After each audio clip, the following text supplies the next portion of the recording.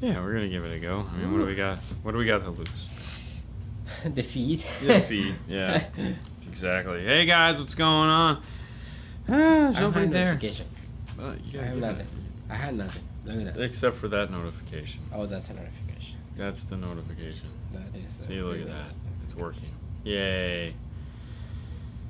Oh gosh, I always love the first 5 minutes of the show where you just kind of like sit here and well, yeah, and you gotta fumble around. And you're like, say hi, David, Dario. Yeah, so it's a lot of good fun. All right, so we're experiencing Wi-Fi issues here. It's not California, again. so it's not like the power's going out. Right. But we're hoping that everything goes according to plan. Yeah, what's up? I mean, as much as I'd love to just get the heck out of here and call it a weekend, yeah, it always seems like it's I always call it. Oh, God. That hurts. Tucson. Right And it's Tucson. it's Tucson, yeah. Uh-huh. The Tucson, yeah. Tucson. Tucson, Arizona. Tucson, Arizona. Hey, from Michigan. What's up, Scott? How's it going I'm up there? Is from the cold Canada. weather setting in like I'm assuming it is? Connecticut. I know it isn't Dayton. Dayton's got What's up, Robert? Minnesota. Eh? Panama. Oh, that sounded very Canadian. I'm sorry. Hold on. Let me brighten this up. How do we look on there? Oh, Is it hi dark? from India. Is it No, dark? it's good. No, It's good. it's kind of dark. It's kind of dark. Well, Yeah, you should turn. Why do you turn this on? I don't know. Because it seemed like a good idea at the time. I'm sure it sucks. Hey, what's up, Justin? Oh, now it's broken. Now you broke it. I broke it. Ah, you totally broke it. What Didn't the broke the light. I did. Alabama's in the house. What's up, Brian? 47 degrees in Deaden. Oh, wow. Ah, there we go. There you go. Look at that. All right. That was smart. What's up, Wolf? What's up, Wolf? Keith? That's Keith. Wait a minute. Hold on. What are we doing? No, I wanted to look for something real quick. What's up, Juan from Mexico? Keep Disney. talking. Disney, what's going on? Wolf. Send me your address to what is it? What is that silly address? Stickers? No, not that one. carstereotalk@yahoo.com. So Wolf, you just email me your address to carstereotalk@yahoo.com. At yahoo.com. Yeah, Okay. carstereotalk. Okay. And I'll take care of that thing that you asked me for on Patreon. Hola, Heard a runner Pepe. at Disney Marathon died. Glad it wasn't you. Ooh, wow. Man, that sucks. Yeah, because there is a run this weekend. We're going over there because a friend of ours, Amy, that we've ran with before, is going to be doing a run. It's a food and wine festival, which I've done before. The problem with the Disney runs is they do them in the they do them in the morning. They do them in the AM. And I mean, it's not bad. dude, my stomach just does not like getting up at 5 o'clock in the morning because, it's like, oh. No, I mean, I get it, but I like it, but what time you wanted to do it? I liked it at night. Yeah, night was fine. I mean, not that night has been not Now, could you imagine a lot of accidents at night? No. Wyoming mountains at. Well, I think they did it because it gets dark and people. That's what I'm saying. They That's don't want to cold, be Robert. responsible for people. Yeah. Tripping and. Yeah. No problem. Which reminds me, let me just add that to my stack of stuff I need to take home. Which one? One of one of these. Okay. So I'm gonna send it to him. Wow, look at that. He's a Patreon. Okay. Oh, cool. How Somebody much say. for sound treatment? A lot. Well, it depends how much you want. Yeah. How much sound So here's the deal. Okay. Sound treatment is not that expensive when you buy bulk. Get good stuff. So there's a half dozen companies out there that are worth buying, and then there's dozens of companies that's just crap. Obviously, we use Roadkill, so we're gonna talk about that. However, it's labor intensive. Okay, so you pay an hourly rate. So I mean, you can get the stuff. We'll get to that in a minute, Jeff. So you're going to pay for the hourly rate, which means, you buy $100 worth of Roadkill, but then you pay $1,000 to have it put in because we're working on your car for a day, putting in roadkill all Well, day. not that much, but Well, I mean, it depends. Yeah. I mean, you can pay. You're gonna pay. Right. To do premium door panels, I think he charges $300 a door. yeah. So I mean, that's what I'm saying. It depends. There's $600. How much roadkill do you actually want? It can get real expensive. That's why I always tell people, if you can get your door panels off, do it yourself. You save a lot of money. And it's not the hardest thing in the world to do. It's just time consuming. Time consuming. Is there a remote that works with the Pioneer App Radio 4? Might not be. I don't know, because that might not have IR input. No. However, so this is where it gets expensive. Because, maybe just the bound. well, no. So what you could, if it doesn't have an IR on it, then you got to buy the pack Pioneer IR input, because they made one for that. It goes through the steering wheel control port, and then you got to buy the Pioneer remote. So it's like to have a remote, you spend like $120. Yeah, it's kind of ridiculous. All right, I find this one. Where can you find a remote in a Honda 2018 Honda Accord? I wouldn't bother with that because I would. Okay, so we talk about DC offset all the time. DC offset is the 6 volts of DC power that comes over your speaker lines, all right? Both positive and negative. It doesn't matter which one, because it's AC. Anyways, that DC offset is what turns on most aftermarket amplifiers that have high-level input. Also turns on all the GTO circuit, or the Great Turn-On circuit in audio control. It also turns on the LP72 from PAC, which is the high-level to low-level adapter. It turns on the Kicker high-level to low-level adapter. It turns on the Wave Tech. It turns on the TR4, which we just did a video on showing you how to hook up a TR4. So, if the cigarette lighter in that car does not turn on and off with the key, buy a high level to low level that works off of the DC offset. That's what we would be doing. All right, this is interesting. Metra Access DSP issue with the 18 Chevy Colorado. Okay. Only works with the vehicle with amp set, but rear speakers don't play. If you know amp is set, everything cuts off. Volume is too high. Huh? Okay. Well, okay. Okay. Wait. So, all right. It's a Metro DSP. Yes. Okay. It's 2018 Colorado. There's a ton of things that could be going wrong here. First off, if that is just using, that could just be the high level to low level adapter with that, because that's what that one is in that car, because that's not an Amp Pro. That's the Metro Access DSP. Yeah. That will do high level or low level or data. So in that particular install, that one's unique. So for us, the problem we ran into is that when they were playing the type of music they were playing, it was causing us issues. It wasn't just doing random stuff like that. No. Here's the thing that I would recommend. Monday morning, when you get up, Eastern Standard Time, this time on this coast, because they're in Florida, at 9:15, call Metra, because you'll get through at 9:15 on a Monday morning. If you wait till 11 o'clock, you won't get through. If you wait till 10, you'll be there for a half hour, 45 minutes. But give them a call and see if they can help you. I mean, chances are good they're going to just give you the, oh, we've never heard of that before. But there's a chance, and that would be where we'd go. Honestly, we don't play with them all that much anymore, because at the time, now it's a product we're going to go back and look at now that the new ones are coming out. But I'm always skeptical of first gen stuff, and when the first gen of that came out, we had a couple issues, and it was like, man, it's not worth it for me. Right. All right, so what do we got? LC2i and a 2019 Jeep Renegade. Hang on. Hector, if you want to call Paul at the store, so you can set an appointment, so whatever you want to do for your car, you just call Paul, and he will set you in the schedule. So on a Jeep Renegade, okay, so we got two questions here. What high to low to use on an Accord, LC2i or LP72? LP72 is the best. LP7... LC2i is going to be your best high level to low adapter period. It's the best one money can buy. LP72 will work. Yeah. That's the easiest way. Now, in the Jeep Renegade 2019, If it doesn't have a premium sound system, you could still use an Amp Pro CH41 Mark II.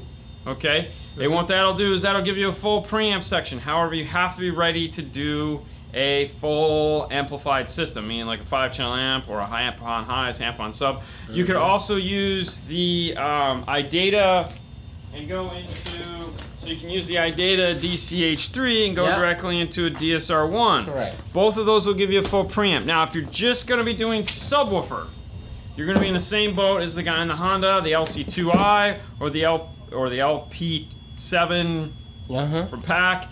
Either one of those will do the job.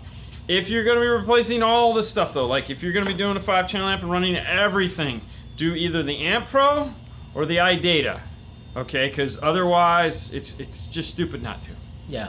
I've never been to Europe. Are you ever been to Europe? I'm not a Europe guy. No, Sue's been to Europe. She went there. There's so many things to see. Okay. No. I don't necessarily want to go to Europe, but there are places over that I like. There's places I want to go, and I like Norway and stuff like that. And all those areas. New Zealand, remember? New Zealand, New Zealand. But there's, I don't necessarily need to go to England. Right. That area, like Great Britain. I don't know if that's my thing. What Alpine speakers would you recommend for 2019 Honda Accord all around? Well, if I'm going to do Alpine speakers, I'm either going to go minimum R, but if I have the budget, I'm going to go X. But a minimum of an R. We got the Kicker L7Ts in stock. So good. They are nice, aren't they? Yeah. Very nice. All right. What do you think about the DSP on the Pioneer AVH head unit? Works or not? It's a very basic EQ, and if you want to start dabbling, as it were, in time alignment, it'll allow you to do that. It's a really nice, like, kind of like put your toe in the pool and go like, ooh, the water's cold. But when you want New Zealand, see, there you go. When you want to get serious about DSP, then you need to move on to something else that actually has a better DSP. And we always say, just try to download it. Play with it. Play with the Pioneer first, okay? If you gotta play with the Pioneer first. If you got it, definitely use it. Figure it out. Get out your tape measure. Start putting them in. Don't use the auto EQ.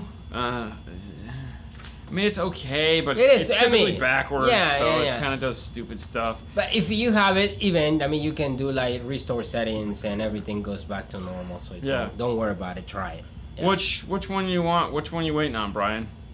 2015 Hyundai Sonata.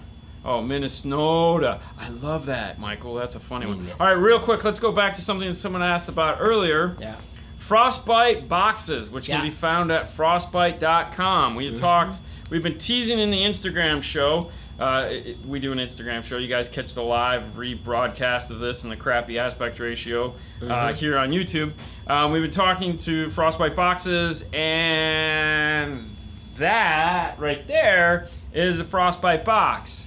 It showed up yesterday. Paul unfortunately didn't deliver it to me till today. So I was planning. I had a whole big thing planned out for Friday because they called me and said it'll be there Friday, and I didn't find out. So we're gonna wait till Monday before we even open it. I don't know which one it is because we talked about a bunch of different stuff. Right. But it's here. I want to say it's a truck box of some kind, obviously. But we'll deal with this on Monday. We'll unbox it. We'll take a look at it. I'm pretty excited about it. He's like, we're gonna try something new, and I was like, I like new. All right, so there we go. Yeah. AR2, the AR2. Oh yeah, I have no idea. They're still, you mean the RR2? Amp Pro, optical, or RCA into DSP using PXE 850S. Okay. Toshlink, optical, call it whatever you want, outputs from a source unit into a DSP. Is it a great idea? Yeah, obviously you won't get any noise whatsoever. Where it becomes funny with the Amp Pro is that you're going to be, if you have a car that has like backup sensors or lane departure warnings, things that beep and make noises, and they come out of specific spots. So like if you have backup sensor that goes beep, beep, beep, beep, beep, beep, beep, beep, beep, beep, beep, and you have lane departure that does this up here or something like, okay, if that's important to you and it has that, the Toshlink is going to screw that all up because it's just going to be left noise, right noise. not front and rear noise. It's just Left and right. it can't do that. It can only do all the left sounds, Tony. all the right sounds. If you're fine, or your car doesn't have all that silly stuff, by all means, you're silly not to do it. Yeah. You know, why not? Try it. Go it. I mean, you can get a Toshlink cable. It's one cable, so it's like magical. Done. So that's the only caveat to that. You know. Okay, why the Sony RSX is the only high-res audio player that you are now limited to use the USB play? What? The USB to play high-res. Why does Pioneer Kenwood? Oh, he's talking about why does the Sony have the DAC in it? Can I use Tidal with the USB? Yeah, I mean. Well, okay, so CarPlay will play Tidal. Yeah. CarPlay is Tidal compatible. Mm-hmm. So iPhone, you can go right in and play Tidal. You can play the high res. I can just tell you right off the bat that Tidal's high res is good. It is damn good. It is not like downloading an actual high res file and playing it. Yeah. So the Sony has the DAC inside of it, the Red Dragon or whatever super duper DAC built into it that none of these other guys have. Dragonfly. It's not the Dragonfly. Dragonfly is Oh the no, that's port. the Anyways, so the point is, it's the little thing that plugs into the iPhone. The thing is that a lot of this stuff existed in the aftermarket world a while back, and is now all gone. So like Toshlink outputs on radios and Burbron DA converters and all the fun stuff that's the Sony GS9. And he's talking about this little micro USB right here in the front. Mm-hmm. That one, not the big one. That one's the one that. This one right here. So all these things were available at one point, and we did nothing with them because there was nothing for them to do. So they took them all out, and they're like, "Oh, we're never gonna put that stuff back in there." Yeah. Now we all want it, and they're like, "No." And it's like, you guys suck. So.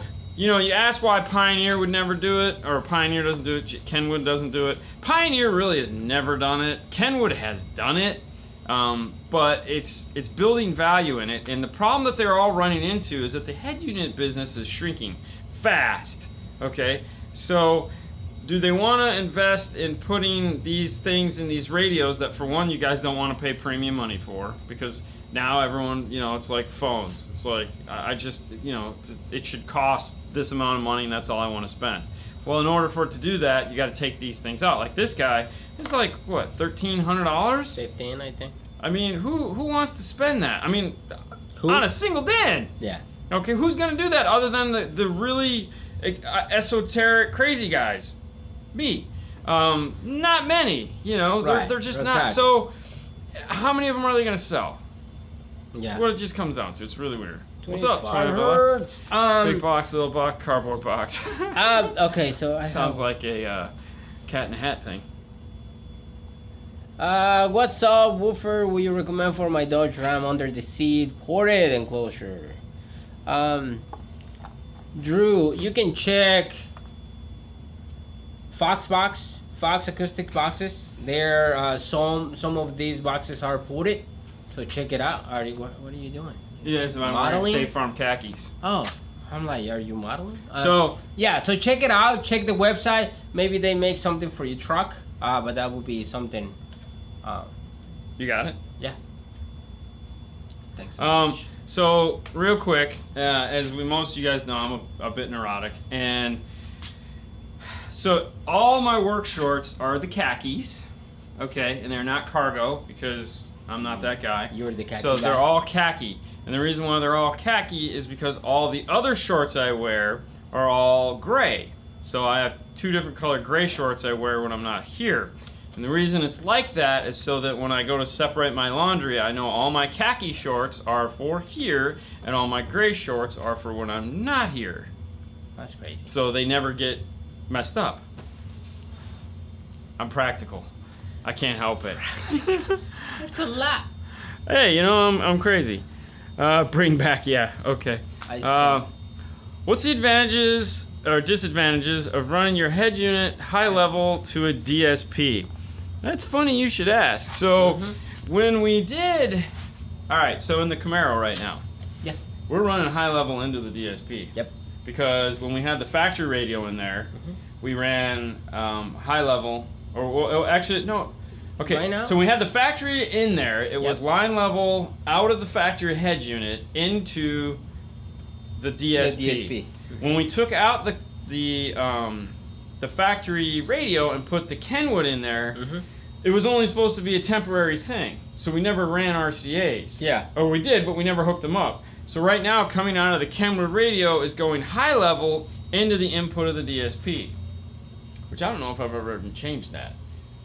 Either way, so the advantages and disadvantages, as it were, is that it all comes down to where the volume output starts to distort at. So, for example, when we did our radio dynos on a Pioneer radio, the factory amplifier in it started dying out at 28. The preamp section would allow you to go all the way up to 38. Yeah. So that means that you have this much control between and a higher output voltage. So now let's say you have 8 volts. We'll say 6 to 8 volts of output between 0 and 28. Or so that's a lot. That's a quick like whoo, hey, you know. Or you have 4.5 to 5 volts of output between 0 and 38. Yeah. Okay. So you know, it's like it gets loud real quick, but now you have the problem is that between 28 and 38, with the high level output is all going to be distortion.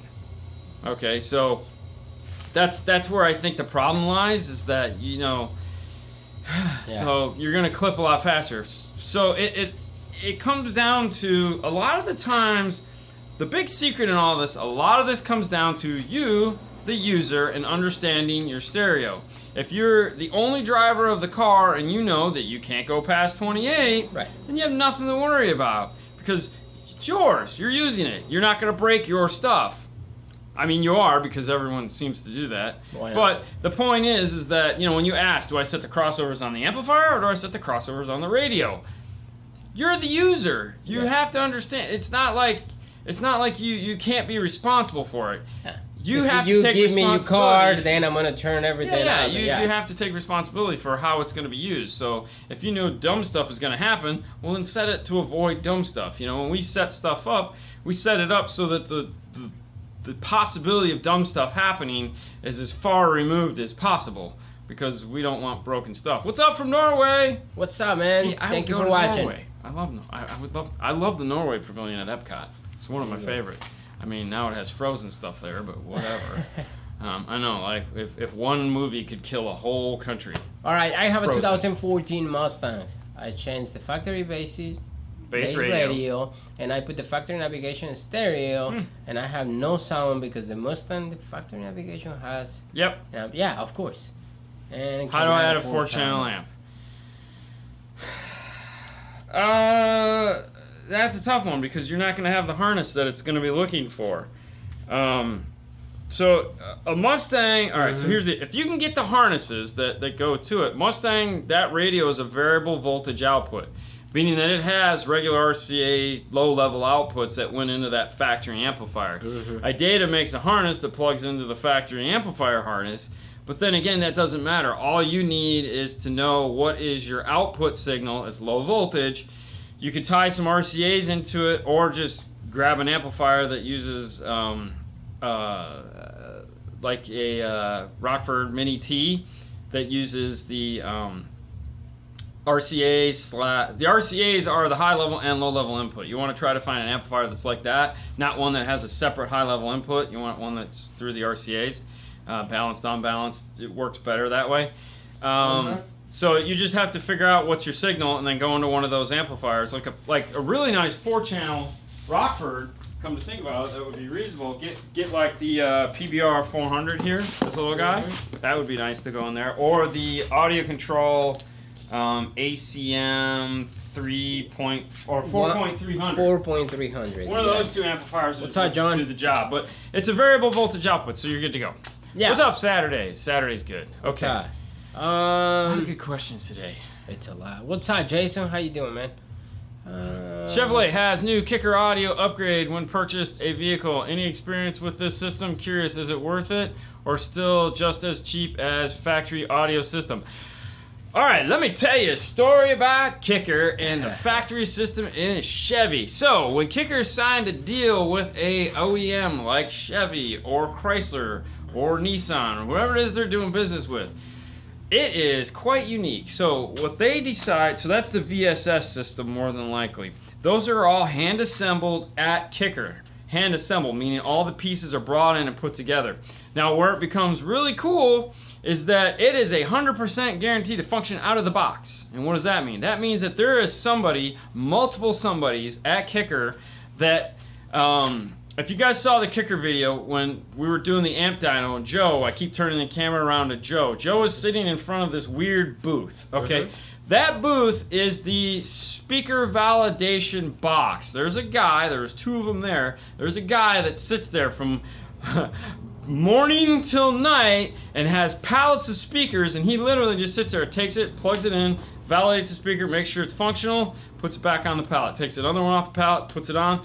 That's all he does all day long is test those speakers. Now, those speakers come 100% tested from the factory. They test them again 100%, every single speaker. I was like, oh my God. So every single speaker gets tested. Then there's another room that we went into that I didn't show where there was a pallet of amplifiers, okay? It's a pallet. 4 foot by 4 foot pallet this tall. And on top of that, there was boxes of 12 amplifiers in each box, okay? And the boxes were those little amplifiers. So it's like, okay, tons of amplifiers. This guy's job is to literally take one out at a time, plug it in onto a Audio Precision, run its test, unplug it, plug it back in, stick it back in the box. Take the next one, okay? So everything is 100% awesome, guaranteed before it goes out. Then they all go over to another part of Kicker, and there's a group of guys that literally sit there and pull wire off spools, cut wire, build harnesses, solder them all together,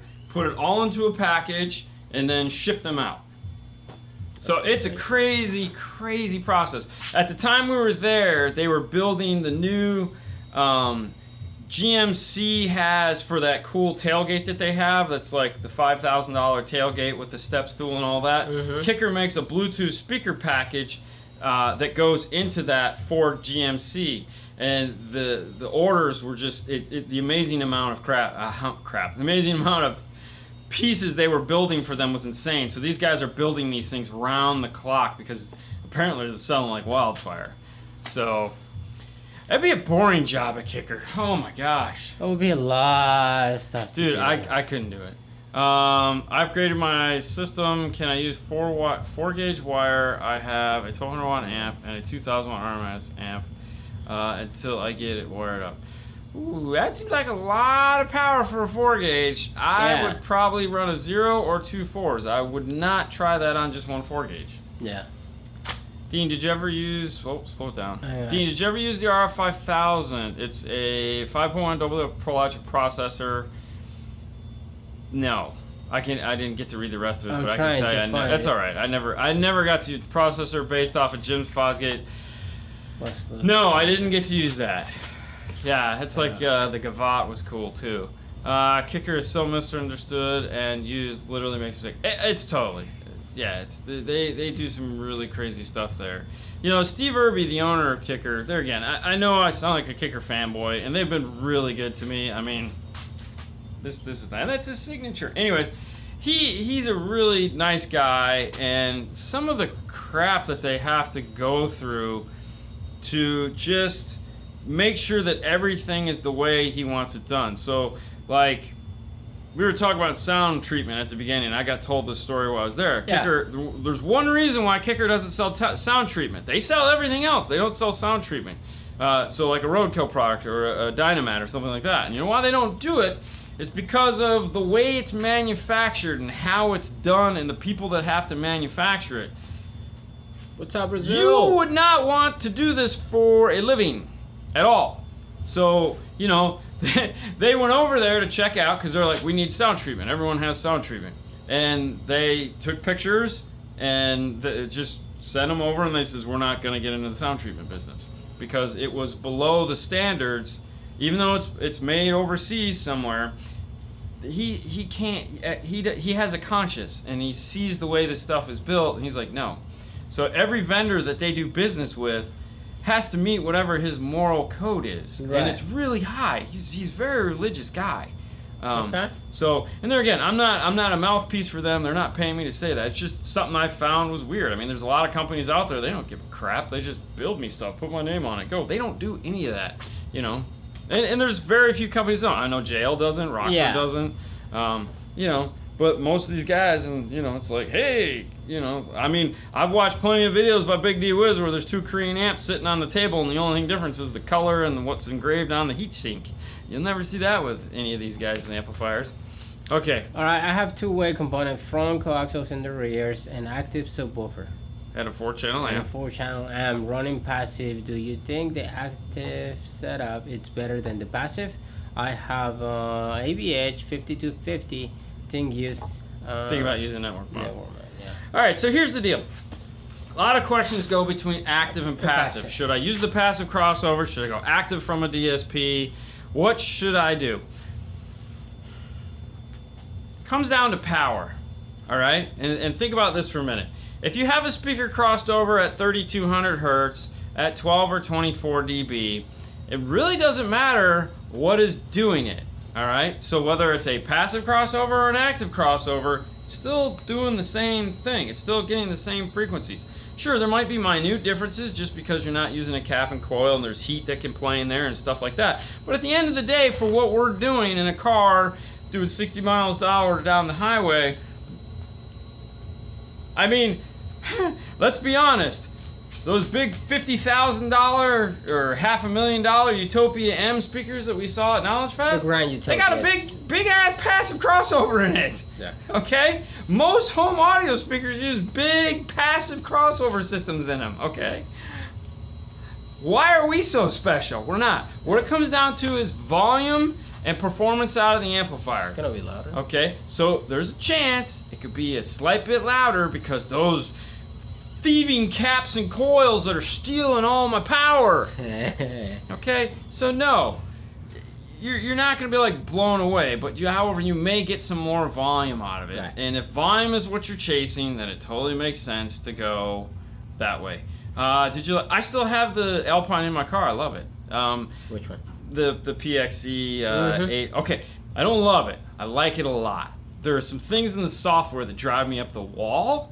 And it just has to do with setting it up. Once it's set up, though, and you just have to do minor changes, it's fine. But it's like stuff's over here and stuff's over here, and they should both be here, and it's kind of annoying. But anyways, back to the passive active crossover. This is something that we've been talking about a lot lately, and that's why it's kind of funny. Passive crossovers act like DSP when built right. Exactly. Like I said, if something's crossed over at 3200 hertz or 3200 to 300, it doesn't matter. It's all going to be the same. You know, I mean, frequency. You know, when they designed, when Morel sat there and designed these beautiful crossovers, okay, it wasn't like they just grabbed a bunch of crap and said, you know, Put it on. let's just put it on this board and throw it in the box. No, they put a lot of effort into doing that. Focal, same way. Audison Hertz, same way. Dude, Andy's crossovers for the Audio Frog. Good I don't know if you guys Lord. remember the Monday live show. Jeez. This Man, big. Let me tell you what. This big. Those passive crossovers that he makes, Yeah. those things are a work of freaking art. Yeah. Oh my Are they going to God, suck yeah. some power? Probably. But guarantee you the speakers are going to sound exactly the way they're supposed to. So, Because he designed it. you know, if you don't have a more accurate time correction if you go active through passive through the processor. You say that, Jason, but I guarantee you I could fool the crap out of you doing passive. Trust me. You can go pretty accurate using the attenuation in the tweeter, and I could probably fool most people. And they'd be like, oh, this is full active. Like, passive crossover right there. But yes, for the most part, you do get the ability. The other nice thing too with full active is you get full volume control for each speaker. So like Jason said, it does make time alignment a tad bit easier. When we did the VXI and the Porsche going full active on the Audio Frogs, yeah, it was great because we can level control each one of them. But you know, do I like passive? Yeah, I have no problem with it because I know I'm never going to have an issue. Do I like active? Yeah, it's great. it works too, because then I have 100% control. But when it comes to the crossover, I mean, it's set. It's what it is. Yeah. So, where should I set the gains on a Pioneer 4-channel amp? Where they clip. I mean, that's the thing. There is no...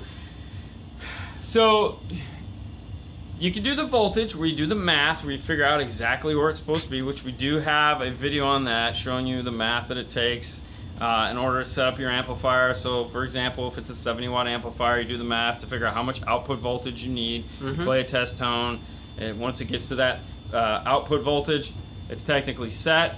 However, you're not maximizing your output. You'd be better off to buy like a oscilloscope digital multimeter, something like the Lumi, which we show you in another video. We have how to use a Lumi. A Lumi is a digital multimeter that has an oscope built into it. Yeah. Where's that? Right there.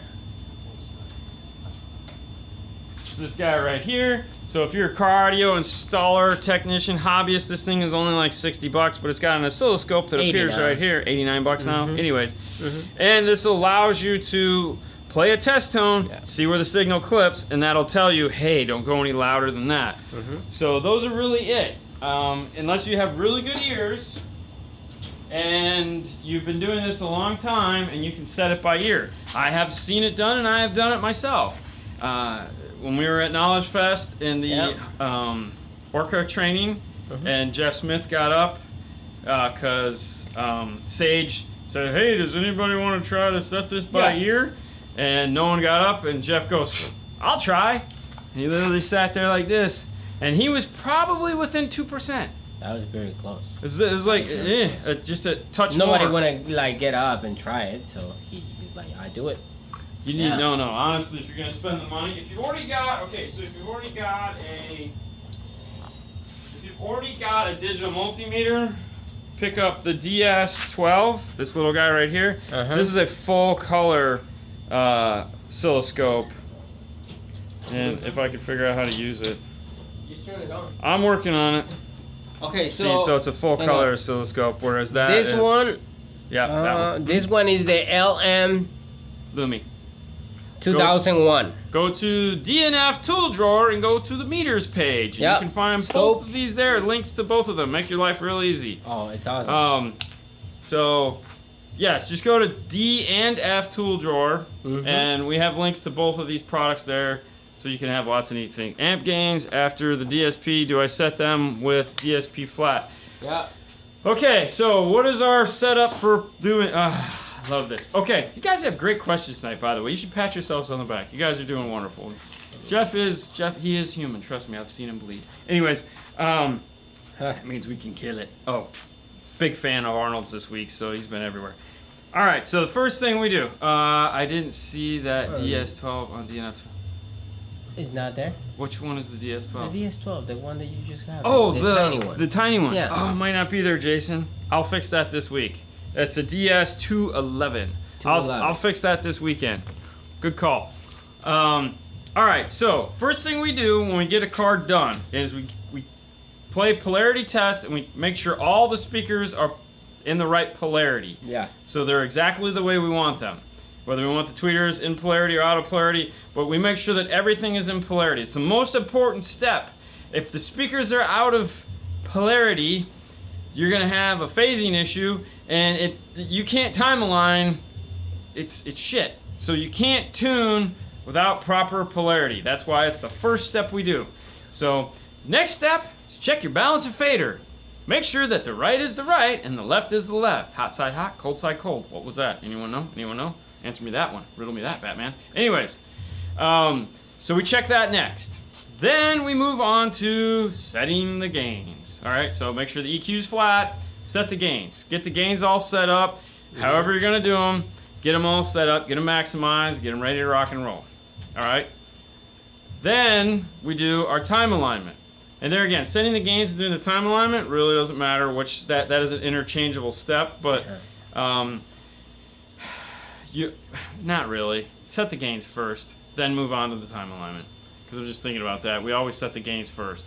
Set the gains first, move on to time alignment. Get the time alignment right. Now, once all that stuff is done, okay, it's the crucial part. Now you can start EQing. The reason, and you don't gain adjust after the EQ is set. You don't do that, okay? You have to get all that stuff set up before you EQ. And the reason why is because you're going to start playing test tones. Now, if you have a DSP and you have right and left EQ and you're actually going to set up right and left EQ, always start with the passenger side EQ because it is going to be the quieter of the two depending on how you time aligned it, okay? So start with that one. The reason why you don't, and I've heard guys that go, oh no, you gain adjust after the fact. Bullshit, you do. No, the reason why is because it's two tones you're testing, 40 hertz and 1,000 hertz. Let's say your car has a 1,000 hertz peak in it. So you go in, which, believe it or not, it is one of McDLT. Thank you. You got it. Good call there. No, it was the McDLT. That's right. Mr. T. Or Dr. T. That's what yep, I said. You got it too. Everyone good. Good. Everyone's on board. All right. So the reason why you don't go back and you gain... Okay, so a lot of cars have a 1,000 hertz bump. I mean, it's just weird, okay? So you go in and you gain 1,000 hertz down. Sometimes, let's say you have to gain 1,000 hertz down 6 dB in order to get it in line because it's just spiking up out of the world. And you're like, come back down to reality, guys. Okay, so because you want your bump in the mid range and it kind of goes a little low and then it comes back up and then whoop, like that. So it's like wee ah. Anyways, so if you go back and you regain, check the gains after you've done your tune and you lowered that 6 dB. Well, all of a sudden your gains are totally off, but according to this test you're doing. Guess what? You turn the gain. Now everything else that is either it's like, oh my god, and you're gonna have tons of distortion, you're gonna blow a bunch of speakers. So there you go. That's how you properly, those are the steps it takes to do that. Yeah. Okay, and that's what we use, and guess what that means? We don't get blown stuff back, so it's gotta work, right? Years of experience, and trust me, it all makes sense. And anytime someone says, oh, you gain after you, no, heck no. Once you're done with your EQ, you're done. Sit in your car, and then make sure that your time alignment is right. So once you're EQ'd, then you can get into the car and you can listen to the time alignment. Last thing you're gonna do is make sure your time alignment is where you needed it. And plus you may wanna tweak the EQ just a little bit to check, because let's say you're doing a 3-way active set. You're definitely gonna go back and do a little tweaking on the EQ to help move stuff where it needs to be. But yeah, but never touch the gains after you've done at the beginning, unless you need to turn them down, okay? Don't be afraid to turn the gains down. A lot of people are like, oh no, turn them down, turn them. That's why it's the term gain overlap comes from. So for example, rear fill, most of the time the rear fill is the last thing we bring in. And I could turn it down on the radio or I could turn it down at the amplifier. For me, I like to turn it down at the amplifier because why the heck not? It's easier, just, and I can keep that at 0 and then people aren't tempted to screw with it. All right, Mogambo, I don't know what was the question, man. If you can type it again, see if you can then... Yeah, it's an easy enough to remember. Yeah, type the question one more time. I always EQ by cutting frequencies and not gaining it. So there's a great argument for that. Always cut, don't boost. Okay, but the thing of it is an EQ moves up and it moves down. When adjusting, okay, so to say no, don't ever go up. And I'm a big advocate of don't ever go up. However, sometimes there's a big dip, okay? Big dip, okay? And I've already pulled stuff down, all right? I can gain up some. Now, if you gain up and you don't hear a difference, meaning there is no audible change, didn't do shit. A lot of cussing today. Wow. That's 3, I know. Whoa. You didn't hear any difference. They gain back down because 3 dB is a heck of a lot of power going to whatever it is you're doing. That's a lot of heat. You can guarantee the speaker's trying to reproduce it. It just can't. So you can gain up a little bit. It's not going to hurt anything. Just if you don't, because sometimes you have to. I mean, I try to avoid it at all costs, but sometimes it's like, okay, I can just do that. It's like everything's fixed. Otherwise, I got to just keep pulling all this stuff down. It's like, or just go, oh, done. All right, do you replay this one? Do you set gains to 0 dB or do you use gain overlap? So typically what our process is -5 for the highs and -5 or 10 for the sub. Depends on what we're doing for a source unit on the subwoofer. So if you're doing something like a head unit that's going to have, subwoofer volume control of 10, no, we'll put that, sometimes we'll leave that at 0 because when you're adjusting the volume control in the subwoofer, it'll boost it up to that -10 or that -5. But usually the highs are -5. It also depends too on the equipment we're putting in and how sensitive the input section is. So for like an Alpine PDX V9, you're going 0. Because it's not going to like anything past that. It's just going to be like, no. Alright, so he said, I have an Alfa Romero. Yeah. Still built with the factory. Oh, this was last week. We talked about current that. System. I'm looking to add the amp, upgrade the sub, but need some kind of fancy low resistor. Yeah, you're. Okay. Oh yeah, you're in Canada, I think. Yeah. Because you said to go see. Sean to see a Vision, but then Canada's a really big place, so. Right. So Kicker makes the Kiss Load. Kiss Load. Mm-hmm. Kiss Load 2, Kiss Load 4, which is a load resistor. You need that. And then they also make the Kissel, which is a high level to low level adapter. Yeah. Those are definitely going to be the two easiest things to use. Yeah. Because the load resistor is done for you, and it's in a cool heat sink, and it's a box, and it's pretty. I keep telling Lori she needs to give me a set of those, and she's like, why? I was like, so I can go look. Yeah. And then the Kissel is the high level to low level version of that. If you have an Audison dealer nearby, there's also an Audison version of that. You remember what that's called? Nope, I don't remember what I don't remember what it's called. Audison also makes a really cool version of that. Yeah. WaveTech also has, the WaveTech has a very low load resistance built into it. It might not be enough. Mm-hmm. But the WaveTech high to low level adapter is really nice high level. We got a couple of them sitting over there. It's really cool. So you could give WaveTech a call and see how much the load resistor is on there, but honestly, the Kicker is the simplest. Yeah, I mean, because it's already made and you just pop it in. Yeah. What's up for Podtronics? Baltimore in the house. Yeah. How much of the door do you typically deaden when a customer asks for treatment? Well, I mean, we've showed lots of videos, but so.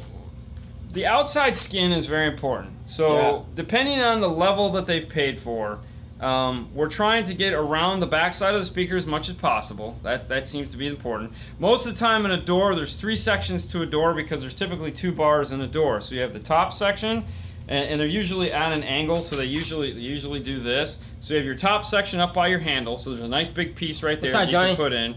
You have the middle section, you put a strip there, and you put another strip at the bottom. And then if the bar is anywhere behind the speaker and you're Fernando, you're going to wrap the bar, because apparently a crushed stone bar can oscillate at some frequency that it makes it feel better. Okay, real quick. Audison is the USS4. USS4. That's a really cool piece. It's designed to mimic a speaker. So there you go. And if you forgot, sorry, but the Vision Electronics on Canada. So if you close, so you can give them a call. Mobile Solutions Calgary. Maybe he can help you to find a dealer close to you. So Vision Electronics. Now I know the Helix products also have the load resistor bank built into them as well. So that's something else to think about. What were we talking about? We're talking about roadkill. Roadkill. So then we take care of those 3 zones. Now we're going to concentrate around the speaker itself. So this little corner of the door panel where the speaker is, we're going to put a lot of effort into that. Okay. So essentially, it's just this front corner where the speaker is where you really need to be concerned. But when you have big pieces of metal like in the door itself, that's why you want to cover those. Then the last step is to take the door panel over, flip it over, and start putting blocks of roadkill on the physical door panel itself, around the speaker, and anywhere where plastic seams overlap other plastic seams, because those tend to vibrate. If you have a pocket, it's got a big piece of open plastic there on the back, put a piece of roadkill on that. Usually if you have some kind of like vinyl or suede insert or some, there's on the back side of the door panel, it's just going to be a big area, put roadkill on that. So that's the step that we take. Mobile Solution want what does it Kid say? me. They do. Hey man, he's proud of his place. You know. I will go with Visions. There you go. Shaughnessy's a great guy. There's a couple different. There's several Vision. It's a chain store up there. So, Right, but like I said, yeah. I mean, maybe they can find you a dealer close to you. I don't know. You know. It's just something to What's call. the difference when it comes to putting in system in a Tesla? Gotta be honest with you, we haven't had any Teslas come through here. No. For the most part, it's a battery car. You just take it like that. Yep. If you're going to do a big system, you're going to be adding this extra battery just to power everything along. That's you that. gotta do the research and the testing. It's a DSP waste of time if I'm planning to run my components passive. No. God, no. No. I mean, here's the thing. Most of the systems we do are passive.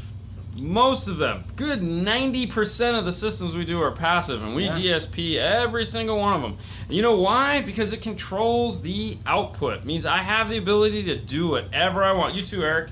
I can do whatever I want with that car, okay? So if I'm connecting into a factory system, I need to DEQ it. I need to fix whatever the heck is going on from that manufacturer. So I want the EQ to do it, okay? If we have an aftermarket radio and I'm playing it, well, now I can tune the speakers to do whatever I want. So if I'm getting a fuzzy resonance out of the door, I can fix that. Okay, I can fix every problem that's going to get thrown at me with the DSP, whether it's passive or active or not. It doesn't matter. Sound goes from here or goes from here to here, and I can play with it all I want. Yeah. Time alignment, I can still do amazing time alignment with passive crossovers. So I mean, dude, I don't really enjoy, if we're not doing a DSP, it's like, because if there's any complaints after the fact, there's nothing I can do. It's like, you got bass, mid, and treble, go to town. Yeah. You got bass, mid, and treble, go to town. You miss a lot, Bobby. You miss a lot. It's been a really good show. You might want to go back and watch this one. Customers are customers. Check out Matt Schaefer from Sound Effects called Musica. He does a ton of Teslas. Good one, Michael. Yep. Didn't even think of that. He's the guy doing a lot. He also of has a YouTube channel, so you can check him out. Matt Schaefer. But yeah, he's like the Tesla guy. Yeah. Thank you. Thank you for pointing that out. Awesome, thanks. No problem. Hey guys, I have a Pioneer head unit and wondered about things like bass boost or loudness. Does using those functions also send a boost signal to my sub, or is it just my mids and highs? Thank you. All right, those are two great things built into a Pioneer head unit. Most aftermarket stereos have some form of loudness. Now, what loudness is what I like to call an EQ for low volume listening. So what it's designed to do is two guys, years ago, we're in college, really smart dudes, figured out that, hey, we can hear at a very specific frequency, the middle of the V curve, so we hear good mid-range. But treble and bass, because they're on the far extremes, we don't hear so well. So as we turn up the mid-range and everything gets loud at the same time, well, these are still quiet. That's why that flying V EQ setting, it's designed because, the reason why it's popular is because we can't hear this real well and we can't hear this real well, but right here in the middle we can hear. This is where my head is. All right, so what loudness does is it's a smart EQ. Thank you, man. When you're at low volume, it boosts the bass and treble but keeps the mid-range low. As you turn the volume up, it does this though to keep the speakers from blowing, so that everything eventually flattens out and plays at a loud level. Because at high volumes, the bass and treble is playing, the mids, it just kind of all blends together really nice. So using the loudness feature is actually something we always turn on, because most people listen at a normal listening level, and to have that impact to the music is nice. Now, if you're playing it on high, you need to get better speakers than an amp, but playing it somewhere between low and mid on a Pioneer is typically okay. I enjoy it because, you know, if you're in the car, it adds the depth to the music that you like. Now, bass boost on a Pioneer is a poor man's epicenter. It's the easiest way to say that. Yeah. And it affects, loudness affects everything. It affects all 6 channels of output. Doesn't matter. Bass boost is designed to give you that fake epicenter, so it usually has 5 settings. One of them is off. And if you're listening to music that doesn't have a lot of impact to it, you can go in and turn on bass boost. and it will bring in some of that low-end feeling back into the subwoofer. It's not a true epicenter, but it's similar. You do have to be careful with it, because if you switch from, let's say, classic rock over to hip-hop and you leave it on, bad things happen. Yeah. All right, I have this one that he said. Yes. Do you know if Kenwood came out with the stereo with a full HD screen? If you did, have you tried it yet? So the full HD screen on the Kenwood is the 9906 and the 996. That's the best screen on the market right now. It has the most resolution ever. Have I tried it? Yeah, I have it in my car. Yep. I have the 996. You can watch the video. Amazing screen that I've ever seen. It also has the best off-axis viewing of any screen ever made.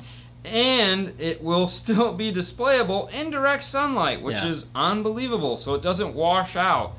So like you can like, ooh, and wow. And when I was in my car and I was driving home and the sun was behind me, and I was like, holy crap, I could still see it. It's also one of the best sounding radios on the market right now. There's only 2 of them, and they are the 2 high-end versions of the radio. So those are the XR versions, which is Kenwood. So you have Kenwood, Exelon, and X1 XR, which is the premium of premium. No, Andrew, we don't know. How often do you know when to run new wires on the system? And how often we just attach the factory ones? So wiring typically doesn't go bad. I mean, the nice thing about copper is you can see when copper is corroded because it turns green. Car manufacturers use good oxygen-free copper, and the shielding that goes around the wire is usually really, really nice. Now, if you're talking like, early or 80s, 70s, 80s type car, the wire might be crap. Really what it comes down to in a car is size of wire. Sometimes the size of wire is too thin, and then in some cases in Toyota, they're using aluminum wire. Yay! It depends on the system also, what we do and everything, so... What's the best dash kit for a 2018 F-150 with a 4.3-inch screen? Pack. Just get the pack kit. We got like 10 videos showing you how to do everything. Exelon reference. That is correct. XR stands for Exelon reference. But anyways, back to the wire thing. So for the most part, I mean, if you're working on a car that's within the past 10 years, the wire is going to be fine. I mean, I have static noise coming out of my subs. Ooh. That sucks. Yeah, that's bad. What could cause it? Static is a funny thing. Okay, anytime you have noise happening in a car, okay, it doesn't matter what's going on. The easiest thing to do is use your cellular device as the source unit. Unplug the RCAs, plug in. If you have an iPhone, use an aux to lightning to RCA. You get the whole idea. Plug it in, see what's happening. Yep. Try it at the amplifier. Try it behind the radio, wherever you have it sourced into. See if the sound stays there or goes away. That'll tell you is it coming from the source. Is you have a bad amplifier? What the heck is going on? So that's all where right. you start. 2013 Wrangler Paco Maestro to keep the steering wheel controls. They'll both keep the steering wheel controls. I mean, they both do the job. If you have a radio that's comparable with Maestro, like the Kenwood, you get more functionality. All of them do it as long as it's compatible with Tire RR. pressure So here's the and all nice that thing stuff. about here's the nice thing about an RR, especially if you're not familiar with the whole button pressing thing on a pack. Meaning, because a lot of times you have to remap your steering wheel control. So to program it, it's like push a button, push a button, push a button, push a button, push a button. Okay, you got to do all that. The nice thing about an RR, and I love this about the RR, is that when you're going through the setup, it's simply, here's my steering wheel picture with my buttons. What do I want them to be? And then you just tell it. I want it to be this. I want it to be that. I want it to this. I want that. I want that. Okay, and you're done. It's more friendly. If you can't remember that, it gives you the option to actually print out a card at the end to tell you what steering wheel functions went where. So it's super easy from that perspective. The other nice thing too is that, and there again, we use tons of packs, so for us it's just kind of like going through the motions, but if you've never done it before, the RR is definitely simpler. And then when it comes to printing out the instruction manual, how to wire it in, iData keeps it very simple. So it's like, if you're doing this type of install on this type of car, this is the only instruction manual you have to see, and it will, and you just look at it, download it, and it's usually just the one page, unless, because you have a Chrysler, so it's not like a Ford, and that's it. And so, honestly, if it were me and I'm new to this, then I would go with the RR. Yeah. Is Kicker the only one that makes 9x10? Do they make a 9x10? What is a 9x10? No, I think Pioneer make a 9x10 speaker. They make. I didn't even know who makes a 9x10. I mean, if that's a speaker, Pioneer makes some of that. Like They do? The big ones, yeah. Like old style. Yes, you can use an LC2i for a DIY RTA. We're gonna film that video probably next week. I'm hoping. I say it now so that I'll be held responsible for it. But yeah, we're gonna make that video how to make a DIY RTA because it's real popular and people want to talk about it. 80. No, definitely the Kicker key setup. It's way better than the Pioneer. Where did it go? Which one? Oh, the Kicker key. Oh, look at that. No. I was gonna say. Hey, that since was you a asked. All right. So we'll do this real quick. So here's the Kicker key. Yeah. All right. Inside the Kicker key. Oh wow, this is a virgin. Well, Wow. that's brand new. It is brand new. Holy cow. All right. So inside the Kicker key is this piece of rubber right here. It's got this big hole, and it's got that. There's also a microphone. Yeah. This guy right here, this with the silver thing. This goes into this contraption like this, and you put it on the headrest. Make sure it's wherever it's set. So if you've got the headrest because you're tall, jacked up, make sure it's that, and it goes right in the middle of the headrest.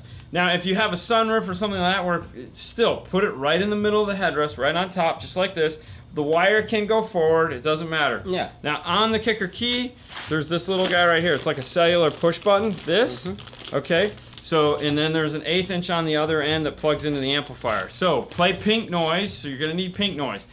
When you're setting it up, if you're going 4-channel, just play the 4 channels. No subwoofer can be playing, so make sure your subwoofer is disconnected. If you're using it in biamp mode, means you're just using it to power the front, you have to fade the radio to the front, so those are the only speakers playing. You hit the little button, it goes beep. Get out of the car.